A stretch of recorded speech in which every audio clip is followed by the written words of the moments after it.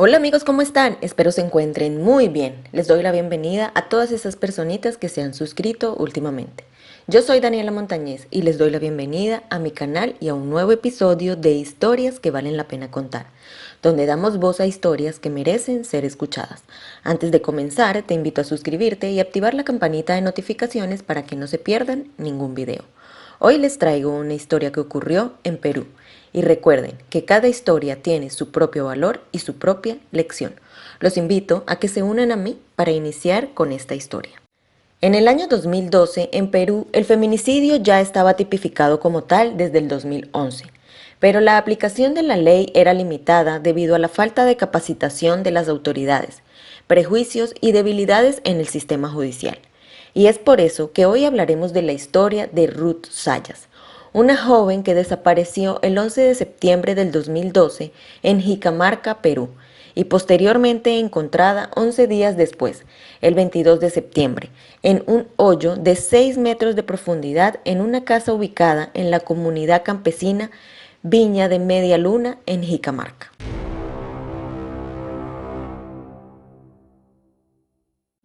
Ructalía Sayas Sánchez nació el 17 de noviembre de 1993 en Huancavelica, Perú. Tenía 18 años de edad, hija de Vilma Sánchez y Leoncio Sayas, quienes pertenecían a un grupo de música tradicional peruana. Tenía dos hermanos, Eva y Fran Sayas. Los padres, junto con sus hijos, decidieron mudarse a la capital peruana, en Lima, buscando una vida mejor. Ruth estaba estudiando en la Universidad Tecnológica de Perú la carrera de Contabilidad y Finanzas, porque quería tener una buena posición económica cuando ejerciera. Y según trabajaba en un call center.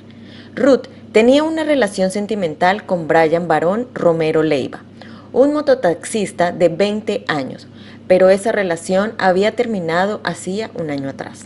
En las pantallas peruanas, El Valor de la Verdad debutó el 7 de julio del 2012, un formato británico que antes de salir ya era criticado, porque en Colombia en el año 2007 habían sacado al aire un programa similar, en donde una de las participantes había confesado que había contratado a unos hombres para acabar con su marido, que tiempo después fue corroborado por la policía.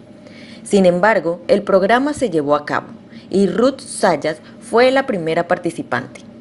Tenía que responder 50 preguntas, sometida a un polígrafo para ver si decía la verdad.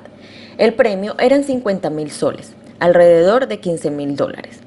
Ruth y Brian habían acordado que para el programa ellos aún eran novios, para él también cobrar parte del premio. Ruth allí confesó que trabajaba como bailarina en un club nocturno y no en un call center como les había hecho creer a todos, que había cobrado por tener sexo, que se avergonzaba de sus padres por su origen andino y que tenía fantasías con mujeres.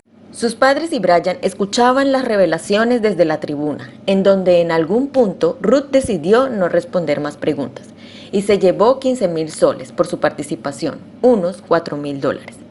Después de su participación en el programa, parecía que Ruth retomaba su vida con normalidad. Volvía a trabajar, estudiar y convivir con sus padres en el distrito de Huachipa. Sin embargo, en la mente de Brian se incubaba una sed de venganza, incapaz de perdonarla por haberlo dejado en ridículo a nivel nacional, y según por no haberle pagado los 1.500 soles que le había prometido por haber participado en el programa.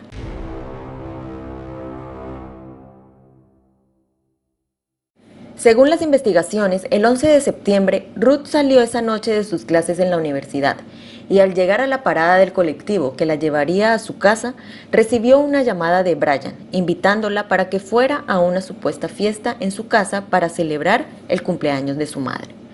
A pesar de las dudas que la rodeaban, Ruth decidió darle una oportunidad y aceptó la invitación. Y desde ese día no se supo más nada de ella. Los padres de Ruth fueron a la policía y la reportaron como desaparecida. Durante 10 angustiantes días, la policía y familiares de Ruth la buscaron desesperadamente, esperando encontrarla sana y salva.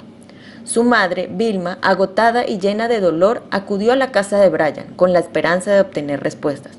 Suplicó de rodillas, desesperada, por saber el paradero de su hija, pero solo obtuvo una respuesta fría y carente de remordimiento. Brian le dijo que no sabía nada de su expareja Ruth.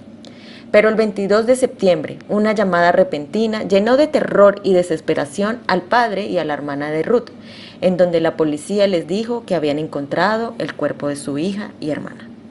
La policía fue tras los pasos de Brian Romero. Los padres de Ruth lo habían señalado como el principal sospechoso. Después de unos días, Brian confesó durante el interrogatorio. No tuvo más opción que admitir abiertamente su responsabilidad de lo que le había hecho a Ruth. En sus propias palabras, afirmó que actuó solo. Según Brian, el 11 de septiembre él contactó a Ruth para encontrarse. Compartieron una botella de vino en su dormitorio y mantuvieron relaciones. Sin embargo, la tranquilidad del momento se desmoronó rápidamente, dando paso a una acalorada discusión que rompió la armonía en medio de la tensión. Ruth le dio una cachetada, desencadenando una reacción violenta por parte de Brian. En un arrebato de ira incontrolable, él la sujetó del cuello y cuando se percató de la situación ya era muy tarde. Ruth ya no respiraba. Luego ocultó el cuerpo en su propio baño y continuó su vida como si nada hubiera ocurrido. Al día siguiente, supuestamente sin ayuda alguna, transportó el cuerpo en su mototaxi hasta un lugar desolado donde finalmente lo abandonó. Pero la policía recibió otro dato. El tío de Brian, Reddy Romero, también había participado en el hecho. Fue detenido, aunque siempre negó que estuvo involucrado. Se defendió indicando que ese día estaba borracho celebrando el cumpleaños de su hermana. El mismo Brian reconoció que su tío no estuvo el día de los hechos, pero los detectives del caso concluyeron que fue un complot entre los dos, pues ese sitio donde fue ocultado el cuerpo le pertenecía a Reddy, tío de Brian. Brian confesó también su plan de escapar a Ecuador. Reveló que había vendido su carro, equipos de sonido y otros dispositivos electrónicos para financiar su huida. Sin embargo, gracias al trabajo de los agentes de la DIRINCRI, que es la Dirección de Investigación Criminal, su plan se vio frustrado antes de que pudiera ponerlo en marcha.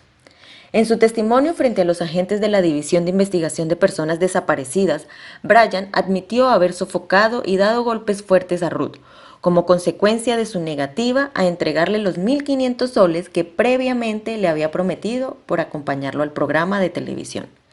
Sin embargo, también admitió haberse sentido humillado y engañado ante todo el país, cuando Ruth reveló haber tenido relaciones con otras personas.